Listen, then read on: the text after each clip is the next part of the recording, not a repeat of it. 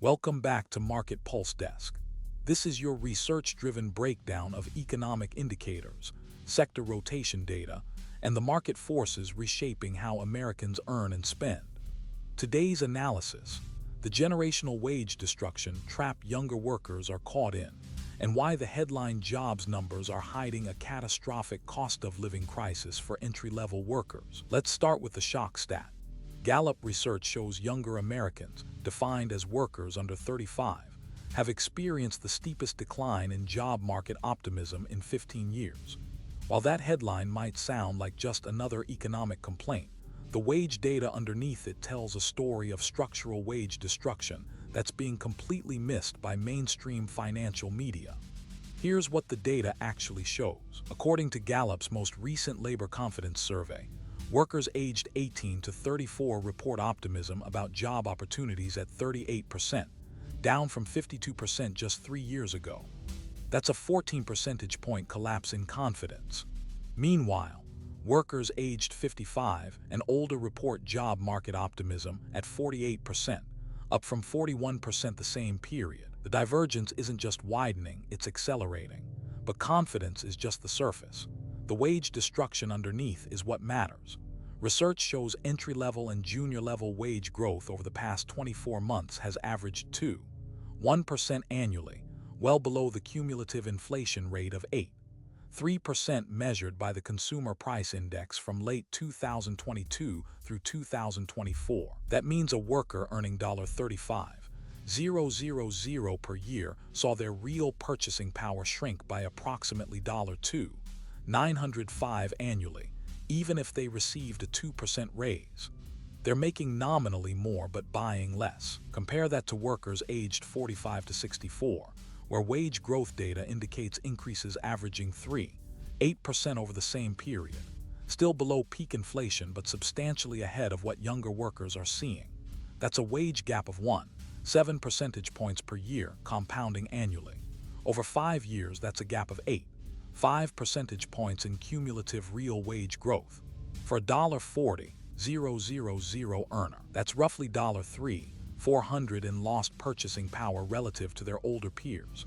Now let's dig into where this wage destruction is most acute.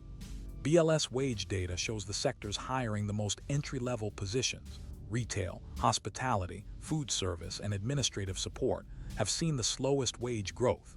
Median wage growth in retail was 1.3% over the past 2 years. Hospitality and food service averaged 1.9%. These are the sectors where workers under 30 are disproportionately concentrated.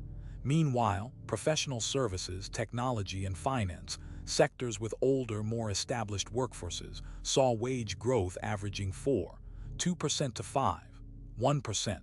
This isn't random. Research indicates that during periods of corporate margin pressure, businesses prioritize wage freezes and minimal increases at entry-level positions while protecting compensation for experienced workers and management. Why? Because replacing a junior employee is cheaper than replacing a department head. Entry-level workers have fewer outside offers, less leverage, and less ability to job hop for meaningful raises. They're the first target for wage suppression. But here's where the real trap forms. While younger workers face stagnating wages, their cost of living expenses haven't stalled. They've exploded. Let's look at housing, which typically represents 28% to 32% of household income in a healthy market. Current data shows younger workers are spending 35% to 42% of gross monthly income on rent and housing costs in major metropolitan areas. Consider this scenario. A 28-year-old earning $42,000 annually in a mid-sized U.S. city needs to spend roughly $1,470 monthly on rent to meet a 42% housing cost ratio. That's a one-bedroom apartment in most markets. After taxes, that's consuming 45% to 50% of their take-home pay. Add utilities, food, transportation, and insurance, basic expenses that have inflated 5% to 8% annually, and the squeeze becomes impossible. The IRS and Census Bureau data confirm this. In 2020, median rent-to-income ratio for renters under 35 was 29%. Current 2024 data puts that figure at 36% and climbing. For homebuyers, the situation is worse.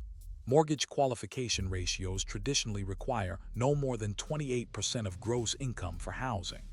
A younger worker earning $55,000 can theoretically afford a mortgage payment of $1,287 monthly.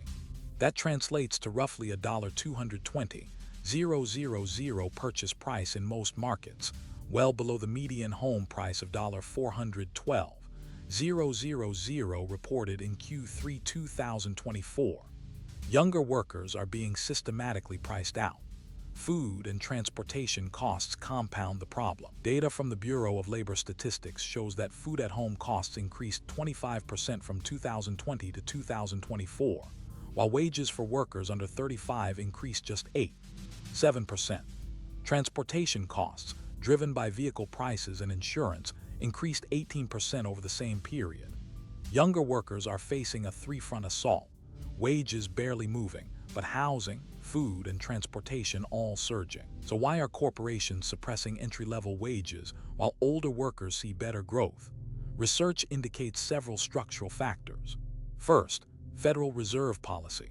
The Fed maintained near-zero rates from 2020 through 2021, flooding markets with cheap capital.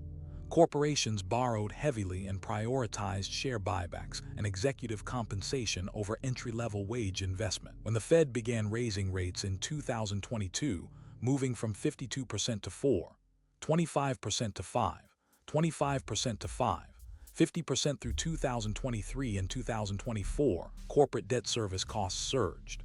The response: protect margins by keeping entry-level labor costs flat. Second, sector composition. Younger workers are concentrated in service and retail, sectors with historically thin margins. A retail operation running on 4% to 6% net margin can't absorb significant wage increases without cutting hours or raising prices. But older workers in corporate roles, management, and professional services work in sectors with 12% to 18% margins. Those employers can absorb wage growth without the same margin pressure. Third, labor market slack in entry-level positions. There are far more applicants for junior roles than senior roles. A retail chain in 2024 receives 300 applications for a $16/hour position. They have zero incentive to raise wages when the supply of willing workers is abundant. Senior positions, by contrast, have genuine talent scarcity. A company searching for a CFO gets 8 qualified candidates. Wage competition is real. Entry-level workers face the opposite dynamic. The optimism gap Gallup measured isn't pessimism, it's rational. Younger workers see the math. Their wages are growing 2% while inflation averaged 4% over 2 years, while housing costs surge 8% annually, while student loan payments resume, while healthcare premiums increase 4% to 6% yearly. They're not losing confidence in job availability. The job market is hiring. They're losing confidence in whether work pays. This has real economic consequences. Research shows that when worker optimism declines, consumer spending on discretionary categories contracts first. Young workers reduce restaurant visits, entertainment spending, and apparel purchases. This rotates spending toward necessities, groceries, utilities, rent. That spending pattern pressures retailers and restaurants but benefits essential goods sectors and utilities. Historically, utilities have outperformed in recessionary periods by an average of 300 to 450 basis points, per sector rotation data from the past 3 recessions. We're not in a recession, but the spending pattern of younger workers is already rotating defensive. That's a market signal most investors are missing. What's critical to understand? This isn't a temporary misalignment.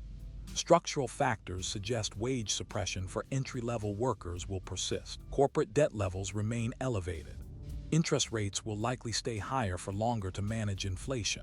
And the demographic advantage is with older workers.